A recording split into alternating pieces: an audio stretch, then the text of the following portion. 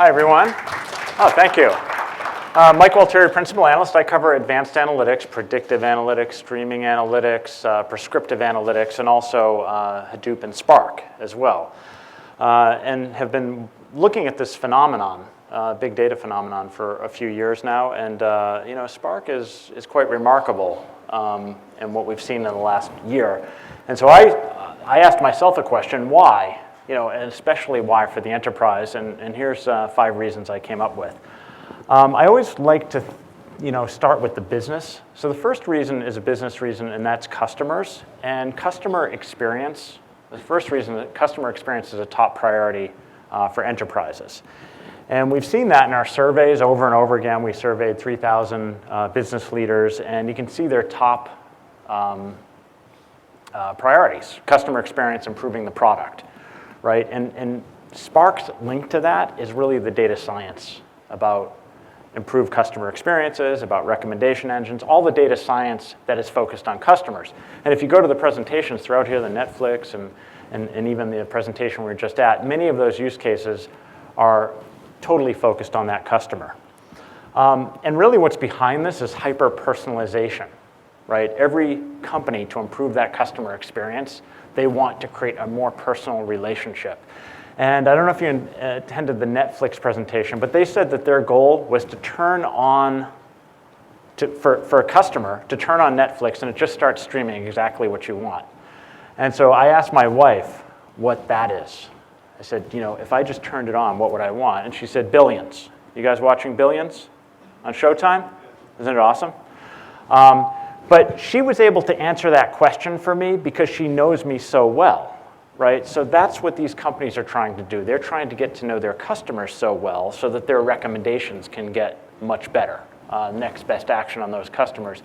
And we used to have these sort of personal relationships, sort of got away from it through mass production and CRM systems. Now, that's why we're doing data science. That's why we're using big data. And I sort of net this out. At Forrester, we call this the age of the customer. I net it out. I just say, look, customers want to be treated like celebrities. So if you walked into a cheesecake factory, you would get the same menu as everyone else. But if George was going to walk in, they know he likes certain foods. He likes prosciutto. There's other things he likes. And they would have a customized menu. So imagine a scenario where you walked into a restaurant, you were handed a tablet, and it was a total customized menu, based upon your past behavior and other features that the data science figured out affected your menu choices. So to do this, we have to learn about the individual customer characteristics and behavior. We have to understand them, and we have to detect those needs in real time, in context, and then adapt applications. So this whole trend is driving Spark adoption. And to do this, we need lots of data sources, and every industry has these data, and every industry is working on this.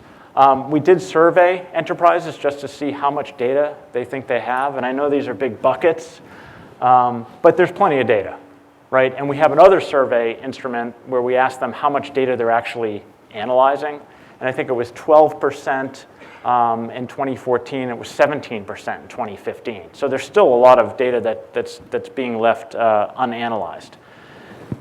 And for enterprises to actually achieve this sort of hyper-personalization experience with customers, we say they need 4 types of analytics. They need descriptive analytics, and that's historical analytics. They need predictive models, and that's a lot of what we've been talking about here. They need streaming analytics to detect what's happening in real time, and they also need prescriptive analytics. And I think Spark plays a part in descriptive, predictive, and prescriptive, less so in the streaming, although I thought a lot of the roadmap items that were discussed today addressed some of the, what I think are very large shortcomings of Spark streaming as a consistent real-time engine. It looks like the community is going to address those.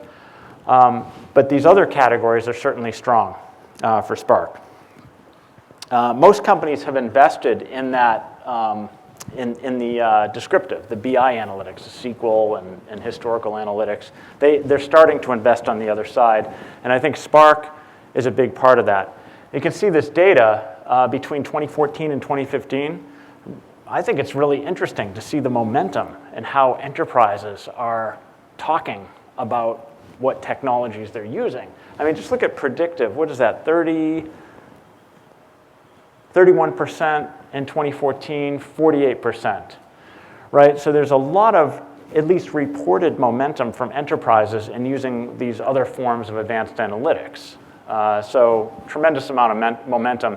And Spark is one of the solutions that enterprises are going to choose to perform some of these analytics. Now, the second reason why I think Spark is going to be adopted is because of Hadoopnomics. And Hadoopnomics just means that analytics of all kinds can be done cost effectively at scale. So I call it Hadoop and Friends because Spark is part of all the Hadoop distributions. So there's still sort of this relationship. Even though they're separate, they can be separate technologies, they often come in together. But Hadoop, when I take enterprise inquiries from our clients, the top 2,500 companies in the world, it's always about Hadoop. Very little about Spark, right? And I'll bring up Spark. So I call it Hadoop and Friends because it's a lot of the technologies. But we're seeing a tremendous adoption of Hadoop. And these two technologies are often delivered together. You know, the key distributions from IBM and MapR and Cloudera and Hortonworks all include Spark in those distros. And we estimate that Hadoop is a fundamental technology that 100% of large enterprises will adopt it. And right now, we think there's from our data, we think there's about 54%. Now, it doesn't mean they're full out production necessarily, but they've adopted it in some manner.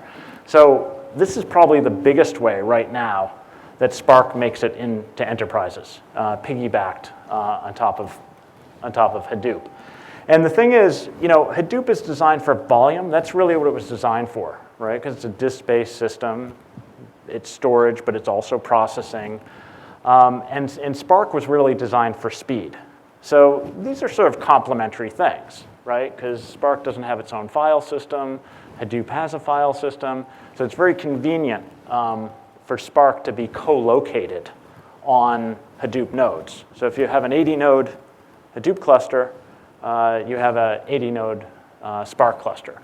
So we see enterprises getting into Spark because it's there. It's being delivered on these clusters, and now they're moving to it. I mean, they're moving to it for all the reasons why you guys are here as well. But this is another way that it's simply making it into the enterprise through Hadoop. So for now, our position is that Spark and Hadoop are complementary, is that they still are complementary and belong together. Now, there's lots of arguments to be made that Spark, especially on the cloud, where you have S3 and blob storage, that's your storage device. You load your RDDs from that storage. You don't need HDFS or Hadoop at all. And there's a case to be made, but we still think and see this as the most common deployment scenario.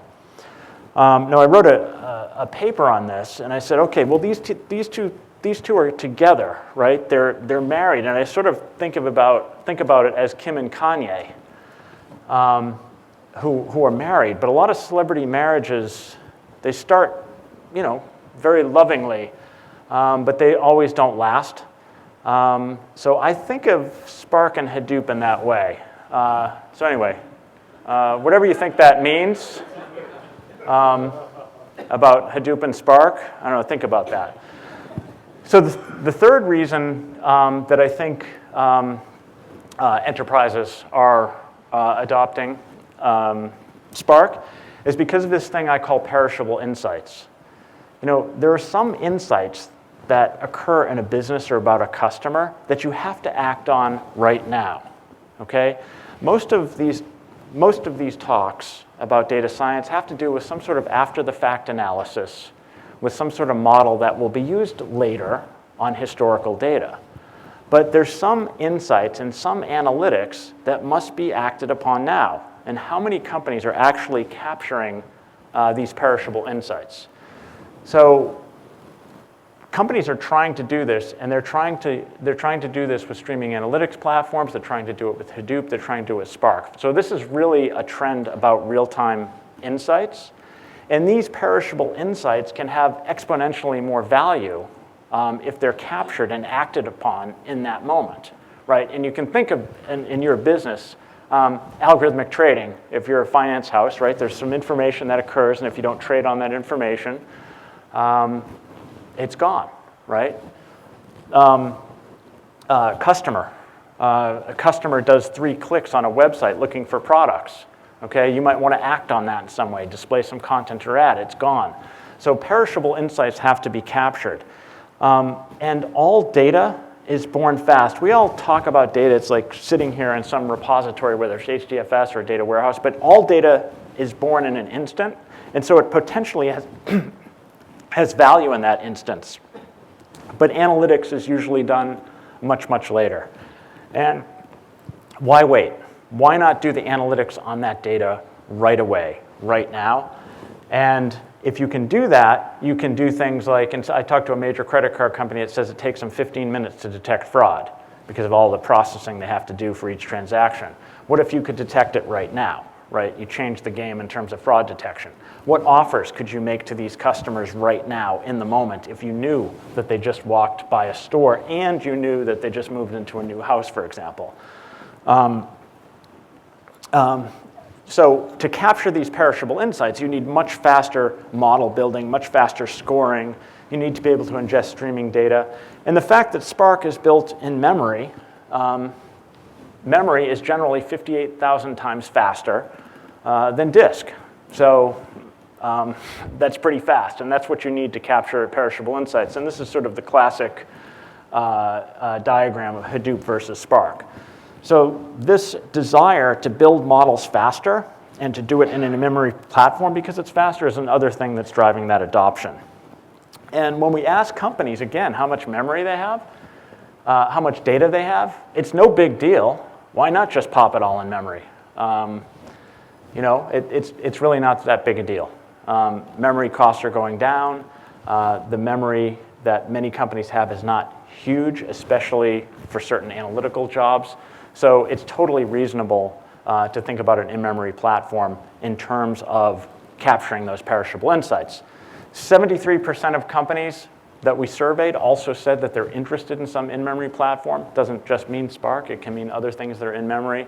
But there's a lot of enterprises that are just attracted by something that is, quote, in memory, okay? And that helps Spark as well. Now the fourth reason, and I think this is probably the biggest reason why Spark will be adopted by enterprises, is for something at Forrester we call MMLA, which stands for Massive Machine Learning Automation. Okay, and this is a trend that we've kind of identified over the last few years. And it's really, we think it's the future of data science. And many of you who are data scientists might already be doing this, but we also are starting to see products emerge on this. Now what this is it's a way, a lot of vendor products in terms of predictive analytics and machine learning have focused on making it easier for a data scientist to do what they do. There's notebooks, there's tools that make it easier for business people to create models. But what about the productivity? You know, the data science process hasn't changed, even though you have these tools. You know, the notebook doesn't change it. It just makes the iteration faster. But this is the typical process. Identify the data, create an analytical data set, create your features, run an algorithm, evaluate the model. You know, eventually that has a little loop itself. Deploy it, measure the effectiveness, do it all over again, right? So a data scientist might hypothesize about a few features, create them, pick an algorithm, run it, see the results, and then do it again, and do it again, and do it again until they find it. There's a lot of time that occurs in that process. What massive machine learning does is it automates through configuration rather than coding and iteration a huge job, a huge run. So if I'm going to pick a certain random forest algorithm, for example, and there's many different parameters on how I can run that, I'm just going to say run all the parameters, okay? So I'm going to submit a job that does 1,000 iterations on 100 different algorithms on many different features in that analytical data set. So rather than doing a run, iterating. I'm just going to run the whole thing and auto-evaluate and see what I get. Now, many data science teams actually do this. They do this in code, right? They sort of self-automate. But what we're seeing is we're seeing that happen, but we're also seeing tools that are created by companies to actually facilitate this. One example of a company that does this, for example, is Skytree. Has anyone heard of Skytree? No. So there's 7 characteristics of these massive machine learning tools. So one is where the data scientist configures rather than codes. There's some auto preparation. There's a semi-automated feature creation, like derived features. So the data scientist does have to get involved a little bit, because often it's the feature that's the hypothesis. It'll run many algorithms. Again, it's configured to run whatever algorithms make sense. It'll auto-evaluate those. And then we also have this concept that there'll be starter packs, right? Because for certain domains, like anomaly detection or recommendation engines, there's certain techniques that are commonly used. So what if you had a booster pack in one of these platforms that facilitated that? So we think Spark is a fantastic platform for massive machine learning automation tools. And we're seeing companies actually develop this themselves, and we're seeing vendors on the outside now starting to offer tools like this that actually run on Spark.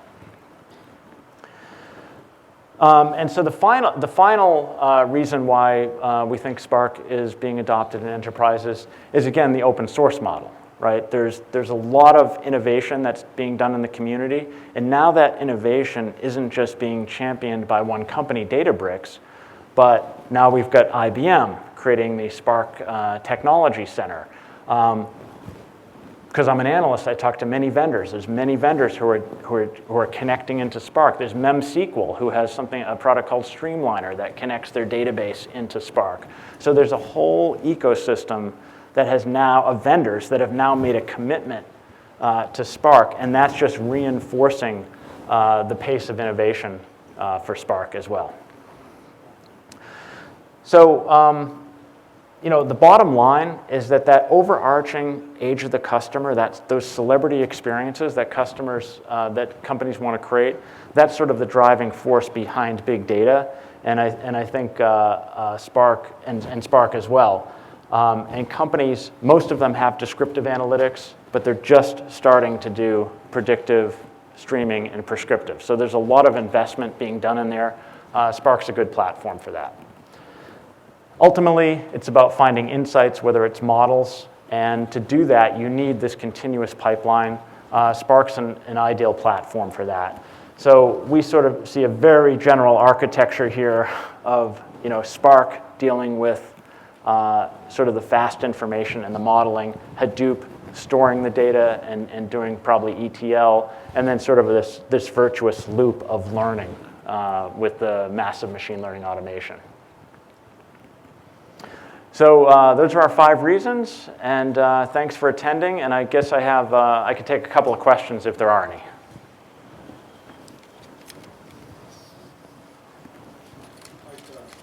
Yeah.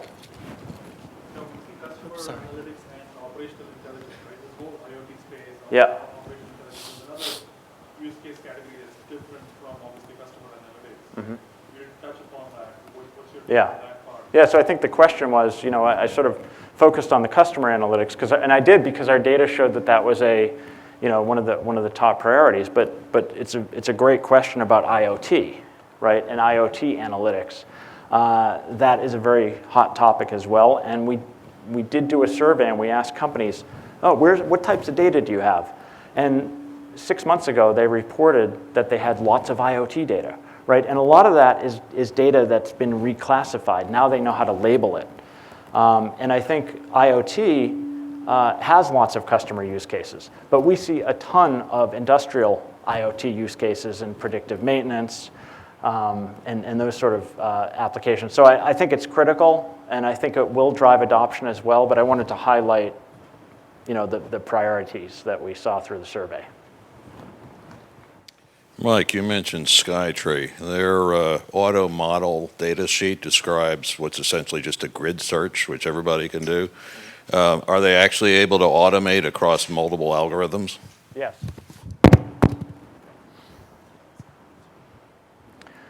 Well, I mean, yeah, the short answer to that is yes.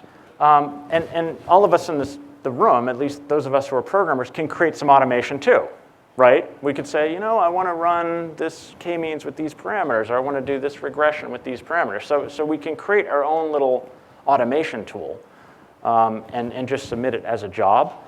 But I think, well, there's a little more to it than that, but that's what people are doing, right? And the idea that there are some tools like Skytree or Data Robot or SAS Factory Miner or SAP Infinite Insight, these are all sort of examples of this sort of automation.